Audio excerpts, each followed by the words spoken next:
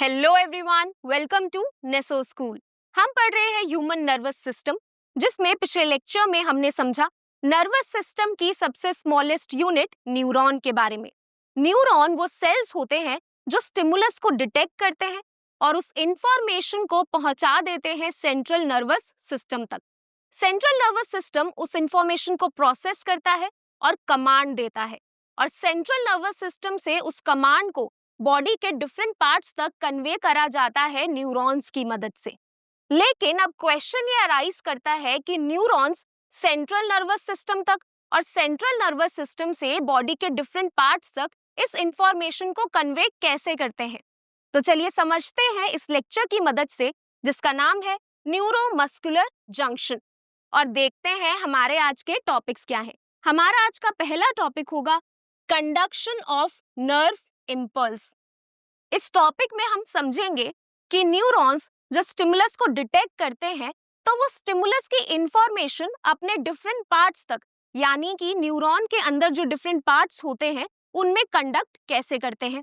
और इसके बाद हमारा सेकंड टॉपिक होगा ट्रांसमिशन अक्रॉस साइनैप्स। इस टॉपिक में हम समझेंगे कि एक न्यूरॉन से दूसरे न्यूरॉन में इंफॉर्मेशन कैसे ट्रांसमिट होती है, और ये दोनों ही टॉपिक आपकी बुक में यहाँ पर दिए हुए हैं। तो चलिए शुरू करते हैं पहले टॉपिक के साथ, जिसका नाम है कंडक्शन ऑफ नर्व इम्पल्स। क्या आपने कभी सोचा है कि हम अलग अलग टाइप के स्टिमुलस को डिटेक्ट कैसे करते हैं? अब जैसे अगर हमारे सामने फूड प्रेजेंट हो तो हम उसके स्मेल को कैसे पहचान पाते हैं, या फिर जब हम खाना खाते हैं तो हम उसके टेस्ट को कैसे पहचान पाते हैं कि खाना खट्टा है, मीठा है या फिर कड़वा है। How do we detect different types of stimulus? चलिए समझते हैं। तो जैसा कि हमने पिछले लेक्चर में समझा था, हमारा नर्वस सिस्टम बना होता है नर्व सेल्स से, जिनको बोलते हैं न्यूरॉन्स। न्यूरॉन्स वो सेल्स होते हैं जो अलग अलग टाइप के स्टिमुलस को डिटेक्ट कर सकते हैं, यानी कि हमारे आसपास जो इन्वायरमेंटल चेंजेस होते हैं ये उनको डिटेक्ट करते हैं, और डिटेक्ट करने के बाद ये इंफॉर्मेशन भेजते हैं सेंट्रल नर्वस सिस्टम तक, जो उस स्टिमुलस से रिस्पॉन्ड करने के लिए कमांड देता है। हमारी बॉडी में प्रेजेंट होते हैं न्यूरॉन्स जो स्टिमुलस को डिटेक्ट करते हैं। लेकिन स्टिमुलस रिसीव कौन करता है? स्टिमुलस रिसीव करते हैं कुछ रिसेप्टर्स जो प्रेजेंट होते हैं डेंड्राइट्स के ऊपर। डेंड्राइट्स के बारे में हमने पिछले लेक्चर में समझा था। ये ब्रांच लाइक स्ट्रक्चर्स होते हैं जो सेल बॉडी से अराइज करते हैं, और इन डेंड्राइट्स के ऊपर प्रेजेंट होते हैं स्पेशलाइज्ड रिसेप्टर्स जो अलग अलग टाइप के स्टिमुलस को रिसीव करते हैं, यानी कि डिटेक्ट करते हैं। So all the information from our environment is detected by receptors of some nerve cells. जो भी इंफॉर्मेशन एनवायरनमेंट से आती है उसको डिटेक्ट करते हैं कुछ रिसेप्टर्स जो प्रेजेंट होते हैं नर्व सेल्स के ऊपर। और अगर हम स्पेसिफिकली बात करें तो ये जो रिसेप्टर्स हैं ये प्रेजेंट होते हैं डेंड्राइट्स के ऊपर। अब अलग अलग टाइप के रिसेप्टर्स अलग अलग टाइप के स्टिमुलस को रिसीव करते हैं, और ये जो रिसेप्टर्स हैं ये मोस्टली प्रेजेंट होते हैं हमारी बॉडी के सेंस ऑर्गन्स में। सेंस ऑर्गन्स वो ऑर्गन्स होती हैं जो अलग अलग टाइप के स्टिमुलस को डिटेक्ट कर सकती हैं। क्या आप बता सकते हैं हमारी बॉडी में कितने सेंस ऑर्गन्स प्रेजेंट हैं और उनके नाम क्या है? Receptors are usually located in our sense organs. जो रिसेप्टर्स होते हैं वो लोकेटेड होते हैं हमारी सेंस ऑर्गन्स में। अब हमारी बॉडी में अलग अलग सेंस ऑर्गन्स हैं, जैसे कि टंग पे प्रेजेंट होते हैं कुछ रिसेप्टर्स जिनसे हमें मदद मिलती है टेस्ट परसेप्शन में, यानी कि हमारे टंग के ऊपर प्रेजेंट होते हैं गस्टेटरी रिसेप्टर्स। ये वो रिसेप्टर्स हैं जिनकी मदद से हम टेस्ट को डिटेक्ट कर पाते हैं, यानी कि हम पहचान पाते हैं कि खाना खट्टा है, कड़वा है, मीठा है। ऐसे अलग अलग टाइप के टेस्ट को हम पहचान पाते हैं। Gustatory receptors on the tongue will detect taste. Tongue के ऊपर जो गस्टेटरी रिसेप्टर्स हैं वो टेस्ट को डिटेक्ट करने में हेल्प करते हैं। और इन्हीं रिसेप्टर्स की तरह हमारी नोज के अंदर भी कुछ रिसेप्टर्स होते हैं जो स्मेल को पहचानने में हेल्प करते हैं, जैसे olfactory receptors. Olfactory receptors in the nose will detect smell. जो olfactory receptors हैं वो नोज में प्रेजेंट होते हैं, और ये स्मेल को डिटेक्ट करने में हेल्प करते हैं। जैसे कि हमें पता है हम नोज की मदद से स्मेल कर पाते हैं, बट नोज में ऐसा क्या है जो हमें स्मेल पहचानने में हेल्प करता है? नोज के अंदर प्रेजेंट होते हैं ऑल्फैक्टरी रिसेप्टर्स, जिनसे हम अलग अलग टाइप की स्मेल को पहचान पाते हैं। और इन दोनों रिसेप्टर्स की तरह हमारी बॉडी में और भी रिसेप्टर्स होते हैं, जैसे कि थर्मो रिसेप्टर्स। थर्मो रिसेप्टर्स में थर्मो वर्ड आ रहा है। थर्मो का मतलब होता है हीट, यानी कि वो रिसेप्टर्स जो हमें हीट को डिटेक्ट करने में हेल्प करेंगे। थर्मो रिसेप्टर्स हमारे स्किन पे प्रेजेंट होते हैं। ऐसे ही हमें सुनने के लिए जो रिसेप्टर्स हेल्प करते हैं उनको बोलते हैं फोनो रिसेप्टर्स, जो हमारे ईयर में प्रेजेंट होते हैं। तो ऐसे अलग अलग सेंस ऑर्गन्स में अलग अलग रिसेप्टर्स प्रेजेंट होते हैं जो अलग अलग स्टिमुलस को डिटेक्ट करने में हेल्प करते हैं। और ये रिसेप्टर्स कहाँ प्रेजेंट होते हैं न्यूरॉन में? ये रिसेप्टर्स प्रेजेंट होते हैं डेंड्राइट के ऊपर। अब जैसे ही कोई भी स्टिमुलस प्रेजेंट होता है हमारे एनवायरनमेंट में, उस स्टिमुलस को डिटेक्ट करते हैं रिसेप्टर्स जो प्रेजेंट होते हैं डेंड्राइट में। बट उसके बाद क्या होता है, यानी कि जब रिसेप्टर्स स्टिमुलस को डिटेक्ट कर लेते हैं, उसके बाद न्यूरॉन में क्या चेंजेस आते हैं? तो जैसे ही रिसेप्टर्स जो डेंड्राइट पे प्रेजेंट हैं वो स्टिमुलस को डिटेक्ट करते हैं, वो स्टार्ट कर देते हैं एक केमिकल रिएक्शन न्यूरॉन के अंदर, और उस केमिकल रिएक्शन से जनरेट होती है नर्व इंपल्स, यानी कि nerve signal. So the information acquired at the end of the dendritic tip sets off a chemical reaction that creates an electrical impulse। जो इंफॉर्मेशन एक्वायर करी गई है डेंड्रिटिक टिप में, उसकी वजह से स्टार्ट होता है एक केमिकल रिएक्शन, जिसकी वजह से क्रिएट होती है एक इलेक्ट्रिकल इंपल्स, यानी कि नर्व इंपल्स या फिर नर्व सिग्नल। तो जैसे ही रिसेप्टर स्टिमुलस को रिसीव करते हैं, और वैसे ही जो न्यूरॉन है उसके अंदर एक केमिकल रिएक्शन स्टार्ट हो जाता है, और उस केमिकल रिएक्शन की वजह से जनरेट होती है इलेक्ट्रिकल इंपल्स, यानी कि नर्व इंपल्स। अब चलिए समझते हैं जो इलेक्ट्रिकल इंपल्स जनरेट हुई है वो न्यूरॉन के डिफरेंट पार्ट्स में आगे की तरफ कंडक्ट कैसे होगी। Conduction of nerve impulse in neuron कैसे होता है, चलिए समझते हैं। तो जैसा कि हमने अभी पढ़ा, स्टिमुलस ट्रिगर कर देता है इलेक्ट्रिकल सिग्नल को, यानी कि स्टिमुलस की वजह से न्यूरॉन में एक इलेक्ट्रिकल इंपल्स, एक इलेक्ट्रिकल सिग्नल शुरू हो जाता है, और ये इलेक्ट्रिकल सिग्नल अब न्यूरॉन के दूसरे पार्ट्स में आगे प्रोपगेट होगा। Electrical signal travels across the dendrite. जो इलेक्ट्रिकल सिग्नल है अब वो डेंड्राइट से आगे की तरफ ट्रैवल करेगा और पहुंच जाएगा सेल बॉडी में। अब जैसा कि हमने पिछले लेक्चर में समझा था, सेल बॉडी के बाद जो नेक्स्ट पार्ट होता है वो होता है एक्सॉन। जो इलेक्ट्रिकल सिग्नल है वो सेल बॉडी से होते हुए आगे प्रोपगेट करेगा, ट्रैवल करेगा एक्सॉन में। The signal is transmitted along the axon. जो सिग्नल है वो एक्सॉन में ट्रांसमिट होता है। तो चलिए एक बार दोबारा समझते हैं। जैसे ही रिसेप्टर स्टिमुलस को रिसीव करेगा, वैसे ही न्यूरॉन के अंदर एक केमिकल रिएक्शन स्टार्ट होगा, जिसकी वजह से इलेक्ट्रिकल सिग्नल जनरेट होगा। अब उस इलेक्ट्रिकल सिग्नल को न्यूरॉन के एंड तक ट्रांसमिट करना है। तो ये जो इलेक्ट्रिकल सिग्नल है इसको डेंड्राइट से सेल बॉडी में ट्रांसमिट किया जाता है, और सेल बॉडी से वो आगे की तरफ ट्रांसमिट होता है अलोंग द एक्सॉन। एक्सॉन के बाद जो नेक्स्ट पार्ट है न्यूरॉन का वो है एक्सॉन टर्मिनल या फिर nerve ending. The impulse reaches the axon terminal. जो नर्व इंपल्स है, जो इलेक्ट्रिकल सिग्नल है, वो एक्सॉन के बाद पहुंच जाता है एक्सॉन टर्मिनल में, यानी कि नर्व एंडिंग्स में। अब जैसे ही इलेक्ट्रिकल सिग्नल इन नर्व एंडिंग्स में पहुंचता है, उसके बाद क्या होता है? At axon terminal impulse causes release of some chemicals। Axon terminal में जब impulse पहुंचता है तो उसकी वजह से रिलीज होते हैं कुछ केमिकल्स। अब जैसा कि अभी हमने डिस्कस किया था, न्यूरॉन सेंट्रल नर्वस सिस्टम तक इंफॉर्मेशन पहुंचाता है, और सेंट्रल नर्वस सिस्टम से जो इंफॉर्मेशन है उसको ट्रांसमिट करता है बॉडी के अलग अलग पार्ट्स तक। अब इस ट्रांसमिशन में सिंगल न्यूरॉन इन्वॉल्व नहीं होते, मल्टीपल न्यूरॉन्स इन्वॉल्व होते हैं। इसीलिए जैसे ही नर्व इम्पल्स एक्सॉन टर्मिनल में पहुंचती है तो एक्सॉन टर्मिनल में रिलीज होते हैं कुछ केमिकल्स। ये केमिकल्स सिग्नल को दूसरे न्यूरॉन में ट्रांसमिट करने में हेल्प करते हैं।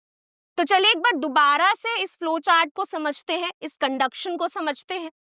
तो सबसे पहले रिसेप्टर्स ने स्टिमुलस को रिसीव किया, जिसकी वजह से न्यूरॉन के अंदर जनरेट हुई एक नर्व इंपल्स या फिर इलेक्ट्रिकल सिग्नल, और उस इलेक्ट्रिकल सिग्नल को डेंड्राइट से आगे ट्रांसमिट किया जाता है एक्सॉन में, और एक्सॉन से वो सिग्नल पहुंचता है एक्सॉन टर्मिनल यानी कि टर्मिनल नर्व एंडिंग्स में।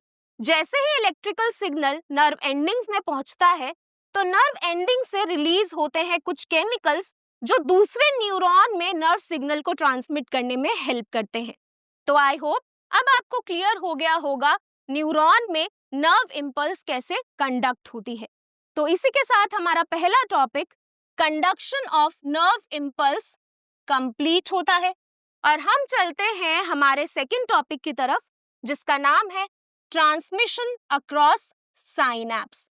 तो जैसा कि हमने अभी डिस्कस किया, जो नर्व इंपल्स है वो एक न्यूरॉन से दूसरे न्यूरॉन में ट्रैवल करती है, ट्रांसमिट होती है, क्योंकि अल्टीमेटली जो इंफॉर्मेशन है उसको पहुंचाना होता है सेंट्रल नर्वस सिस्टम तक, और सेंट्रल नर्वस सिस्टम से जो कमांड की इंफॉर्मेशन है उसको पहुंचाना होता है बॉडी के अलग अलग पार्ट्स तक। तो बहुत सारे न्यूरॉन्स आपस में इंटरकनेक्टेड होते हैं, और एक न्यूरॉन से दूसरे न्यूरॉन में जो इंफॉर्मेशन है वो ट्रांसमिट करी जाती है इलेक्ट्रिकल सिग्नल या फिर नर्व इंपल्स की फॉर्म में। जैसा कि हमने अभी पढ़ा था, न्यूरॉन के अंदर नर्व इंपल्स जनरेट होती है और उसके डिफरेंट पार्ट्स में कंडक्ट होती रहती है और पहुंचती है नर्व एंडिंग में। और जैसे ही नर्व इंपल्स नर्व एंडिंग में पहुंचती है, नर्व एंडिंग रिलीज करते हैं कुछ केमिकल्स, जिसकी मदद से दूसरे न्यूरॉन में जो सिग्नल है वो ट्रांसमिट होता है। बट ये जो केमिकल्स हैं ये एक न्यूरॉन से दूसरे न्यूरॉन में नर्व सिग्नल को कैसे ट्रांसमिट करते हैं, और दो न्यूरॉन्स आपस में कनेक्टेड कैसे होते हैं, चलिए समझते हैं।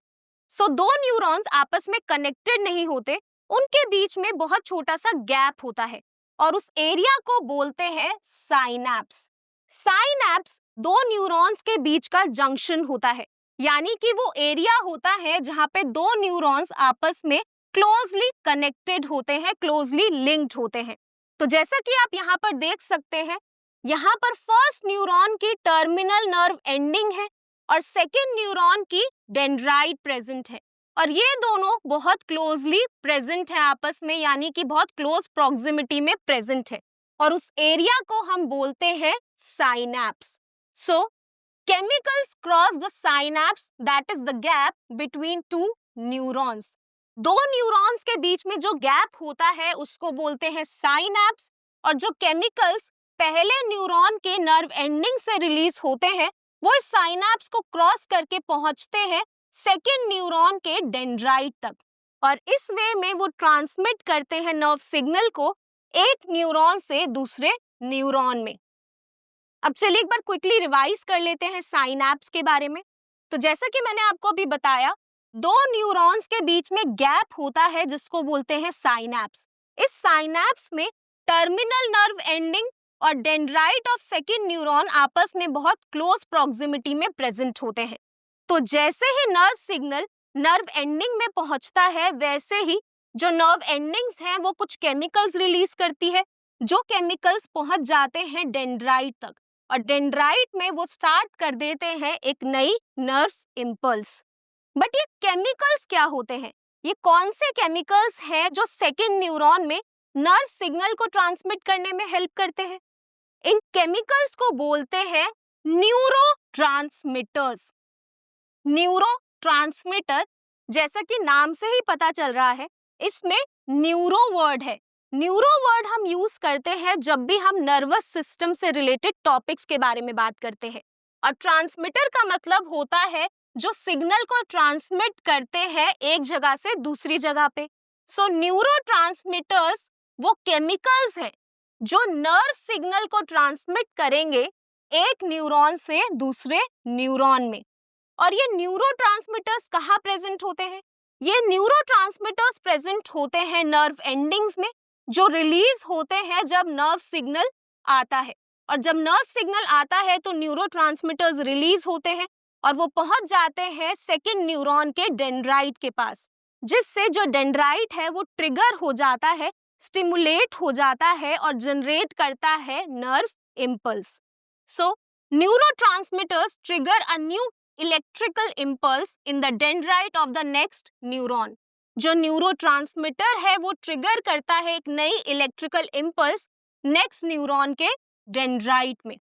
और इसी तरीके से एक न्यूरॉन से दूसरे न्यूरॉन में जो नर्व सिग्नल है वो आगे ट्रांसमिट होता रहता है और पहुंच जाता है सेंट्रल नर्वस सिस्टम तक। सेंट्रल नर्वस सिस्टम इस इंफॉर्मेशन को प्रोसेस करता है और कमांड देता है न्यूरॉन को।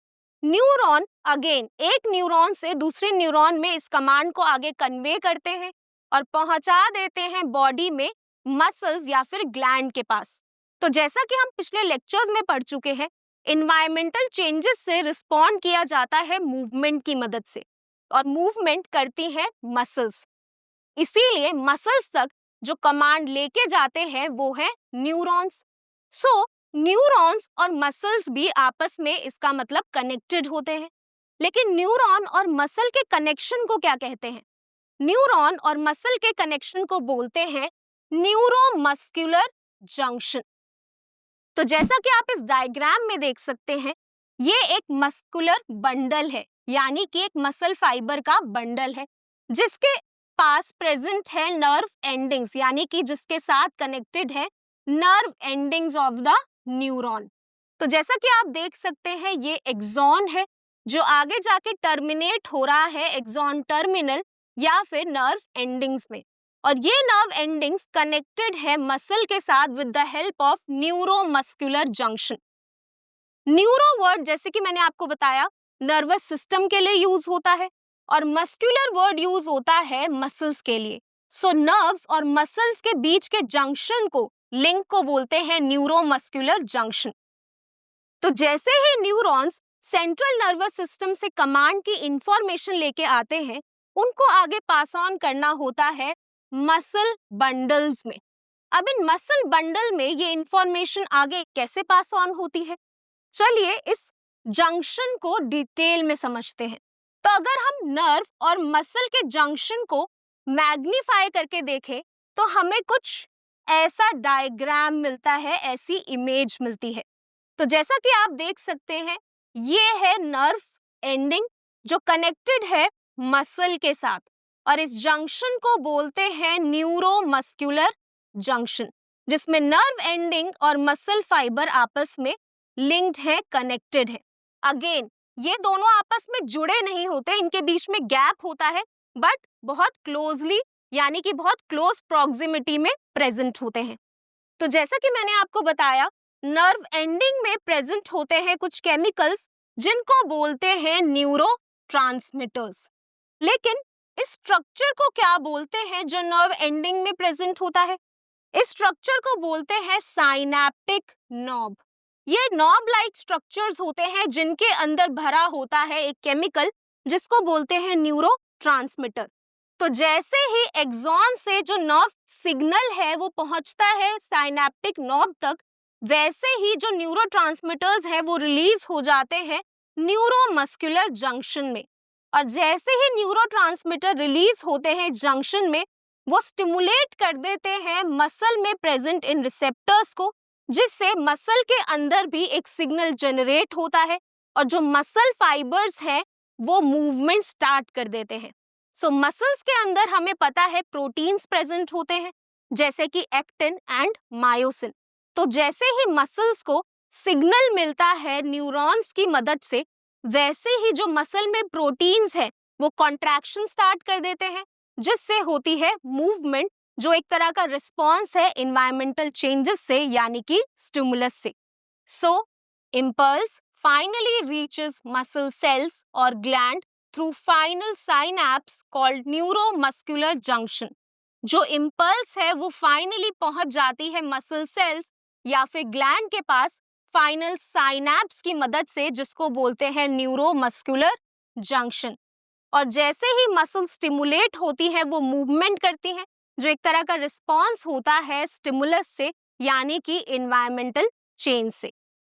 इस टॉपिक में हमने समझा एक न्यूरॉन से दूसरे न्यूरॉन में जो नर्व इम्पल्स है वो कैसे ट्रांसमिट होती है, और जो न्यूरोट्रांसमिटर्स है वो नर्व इम्पल्स ट्रांसमिशन में हेल्प करते हैं, और फाइनली जो इम्पल्स है वो पहुंच जाती है न्यूरोमस्कुलर जंक्शन में, जो नर्व और मसल का कनेक्शन होता है। और उसके बाद जो मसल है वो मूवमेंट शो करती है, जो रिस्पॉन्स होता है स्टिमुलस से, यानी कि इन्वायरमेंटल चेंज से। तो आई होप अब आपको ये टॉपिक क्लियर हो गया होगा। और इसी के साथ हमारा second topic transmission across synapse complete होता है। तो आज के लेक्चर में हमने समझा न्यूरॉन स्टिमुलस को डिटेक्ट करने के बाद जनरेट करते हैं नर्व इम्पल्स, जिसको वो आगे कंडक्ट करते हैं टर्मिनल नर्व एंडिंग्स तक। और नर्व एंडिंग से नेक्स्ट न्यूरॉन में जो सिग्नल ट्रांसमिट होता है वो होता है न्यूरोट्रांसमिटर्स की मदद से। और साथ ही हमने समझा न्यूरोमस्कुलर जंक्शन के बारे में, जो नर्व और मसल के बीच का जंक्शन होता है। तो आज के लिए बस इतना ही। आई होप आपको आज का लेक्चर अच्छा लगा होगा। अब मैं मिलूंगी आपको नेक्स्ट लेक्चर में एक नए और इम्पोर्टेंट टॉपिक के साथ। Thank you.